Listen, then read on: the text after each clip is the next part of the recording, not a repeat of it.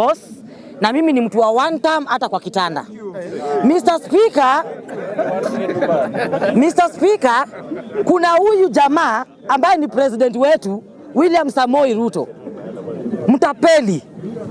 William Ruto, hizi nyumba za housing levy ama housing ngo, inajiita housing affordable house, unazijenga kwa shamba ya nani?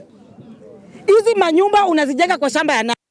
Na hizi manyumba hata hapa Jakaranda, wale watu ambao wanapanua mdomo wakisema tutam, hawana hata nyumba moja. Hizi nyumba unapatia kina nani? Ya Kibira ndio ile ilianguka chini. So wacha kutudanganya.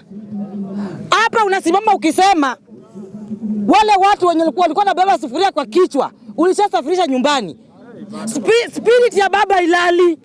Wacha niwaambie, ni spirit ya baba inafanya kazi. Inatoboa mtu mwenye alimsafirisha nyumbani. Unajaribu kutukumbusha nini Mr. William Samoei Ruto? Tunajua ni wewe ulifanya hiyo kitu.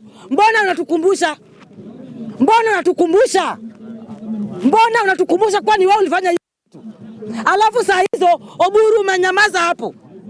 Mr. William Ruto, acha nikwambie hivi. Wacha nikukumbushe. Kuna mwingine hujasafirisha, ni Oburu. Safirisha yeye pia. Safirisha tena Gladys Wanga. Safirisha yeye.